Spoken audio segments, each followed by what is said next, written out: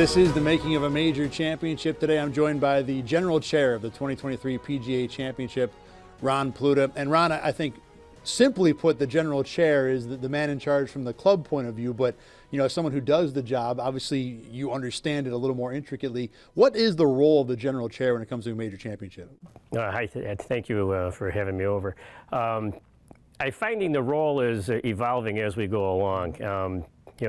We get phone calls. I'll get a phone call maybe from Brian Carnes or something. I need a contact for a parking lot at the RIT, or I need a contact at MCC. How can you help me out? So I go through, and if I know these people, I'll call them direct, or I'll find out who it is, and I'll pass the information, the contact information, on to Brian or Eric Nexel, whoever is in need of these answers. So I'm kind of like the in-between person that puts these two parties together.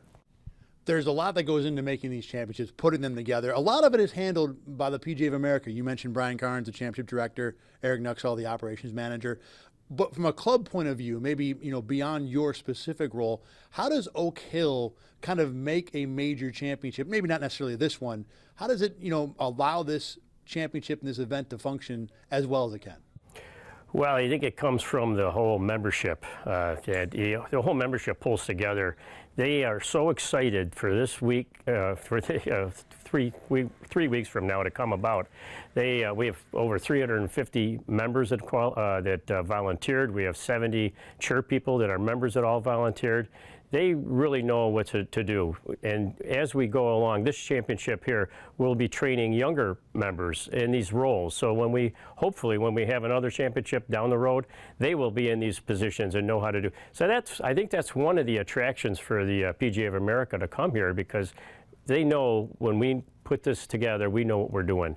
We got Jeff Corcoran, we got Chad Ellis, and Jason Ballard. We have three of the top, I think, personnel in these positions that we could have. I think people will be surprised to hear that it takes so many members to make this happen. I think for the most part, people would think there's certainly a committee that helps organize a championship like this, but to have that many boots on the ground from the club point of view, why is it necessary, and is it more than what most clubs would do for a championship like this? Well, I think it makes it easier to have members involved. They know where to go. They know the golf course. If they get a call on the golf course that they need some help over at hole number 7, they know exactly where to go. They know where the tee boxes are. They know where the greens are. And then they know most of the people that are volunteering, so they can talk to them one-on-one.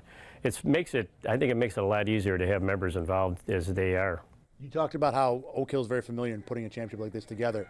How good is this club at hosting majors? This is to be the third one in a 20-year span with the PGA of America, with seniors mixed in. There's an amateur, a Ryder Cup. I mean, this is something this club has done on a regular basis. Are you guys really good at it right now? Bragging, so I think we are very good at putting on majors. It's funny that you bring these things up. When we put out the notice that we're having a championship, the members just come forward. I want to be involved. What can I do? How can I help out? And you have CEOs of companies that are volunteering marshaling, and they'll be working next to, maybe somebody that works in a grocery store. So it's all levels of our personnel and membership that are out here together. One of the special events that happens every time there's a major championship, and even more often than that, but again this year will be the Hill of Fame induction, which is a regular feature every time there's a major championship here. This year, it was announced a few weeks ago, it'll be Jim Nantz from CBS Sports, certainly deserving for a man who's contributed so much to the game of golf. Why was Nantz the choice for you guys this year as your Hill of Fame inductee? Well, I think when it started out, we thought about Jim Nantz would be the Hill of Fame inductee, and we said, can we reach to him? He's probably a far reach for us. And when the invite went out to Jim, he wrote back an acceptance letter that was so humble that he was even asked for this honorship. And I think as we learn more and more about Jim, he doesn't really, I guess, like to get acknowledgments like this. He kind of likes to be in the back, in the back, maybe asking questions like you, and not being in the spotlight. But at this time, he will be in the spotlight, and we're looking for a very, very special afternoon when honoring Jim Nantz to our Hill of Fame. When you go into that wondering if he would even accept the award, and then the way he accepted it, what was the reaction of you and the club? Oh my God, we were thrilled to ask Jim to be our first person that we reached out to, and for him to accept. And he's going to be here all week, so it makes it extra special that he will be the announcer for the championship, and who will be accepting our honor. So during the championship on Wednesday afternoon, there'll be a ceremony over by the 13th green where the Hill of Fame is. And I've been to a bunch of these. It's always so well done. The bagpipes are a great touch. So many members come out. With the championship going on, with fans, around the event, the Hill of Fame induction event I'm referring to, what kind of ceremony do you want that to be? What would you like not only Jim Nantz to take from it, but also the people who will be there to kind of get a glimpse into, why this club is so special and why these events are so important to you? We're hoping that with Jim Nantz and CBS also being part of this, that this will take the Hill of Fame and put it to a next level, that bring it to the whole country and see what the honor is and what it means to individuals and what it means to be on the Hill of Fame. It's just, we are very excited that Jim Nantz and CBS are part of this. What does it mean to the club? We talk about how much it'll mean to Jim and what the ceremony will be like, but for a name like that to be a part of the club and to add, all his accomplishments, all his, notoriety as a successful broadcaster, to be a part of, your little, Hill of Fame. What does it mean to you guys? Well, we have past presidents of the country that are Hill of Fame recipients. Donald Ross, the designer of the golf course, Jack Nicklaus, the whole Ryder Cup team from 1995. Bob Hope is a favorite of mine. Bob Hope, but for some reason, Jim Nantz just is going to make this special. I think it's going to just put the finishing touches on the Hill of Fame. I think he's such a figurehead in golf and in all sports that he, you just hear his voice and you just know it's either, the Masters or the NCAAs or something is happening. This club spent a lot of money and a lot of time into restoring the course to the more original design. Obviously, a lot of things have been improved. The green complexes are much better, and the course just as a whole, visually is so much different and enjoyable. And I think everybody will be excited. But as the general chair, as a member, what are you hoping the players in the golf world, how it reacts to what this club and what this course, the East Course now, looks like and plays like? I hope that the players and the world sees it just how you just explained it, that the golf course is magnificent. It's going to show, I think it's going to show beautifully on television. And just the excitement, most of these players that are going to be here have not played this golf course before. A lot of the young players have never been here. So I want to hear and see what their reactions are to our golf course, the course that our members play every day. Members are very excited to see how these players play this course. In making these changes, is the course going to play harder? Is it going to play longer? How will it play? How will they react to these shots? Is the rough going to be a challenge to them? Are our greens going to be a challenge? There's many new pin placements with the new greens. We'll be able to see pin placements on the back of 13, which we never had before. 14th hole is going to be a very challenging hole for these players. Will they drive the green? Will they lay up and hit onto the green? So I think the membership is just very excited to see how these players play the course and what the scores are going to be. You talk about excited. This is the first time the course in this condition, this setup, will be played in a major championship. Is there nerves? 19, 13, 03, the course has stood up. It already has. This course is a little different. How nervous are you for how the reaction will be? I'm not nervous for how the course is going to look or how it's going to play. I know it's going to play beautifully. I know it's going to look beautifully. Score-wise, we don't know. A lot of the trees are down, but that opens up different kinds of shots from the rough that they not have had before. Now, a player might have been in behind a tree. Now he hits back. He can hit towards the green and not have to hit back into the fairway. So it's going to be a whole different, I think, a different challenge for these players that they haven't witnessed before. 6 events now with the PGA of America, including Ryder Cups and Senior PGAs since 1995. How would you describe the Oak Hill's relationship with the PGA of America right this second? We like to think of our relationship as a partnership, and the PGA of America has used those words themselves, that this is a partnership, and it's a give and take, and they need something, and we try to do what we can to give it to them, and the same in reverse. We work very well together. They will be here, as you know, all week, and we are very look forward to continuing conversations with them about our course and what we need to do to stay in their good graces and do what else can we do for them. Speaking of that, is there a feeling that this championship needs to hit a certain level? And I don't know exactly how you describe that, but to be something in order to attract future PGA championships, future majors?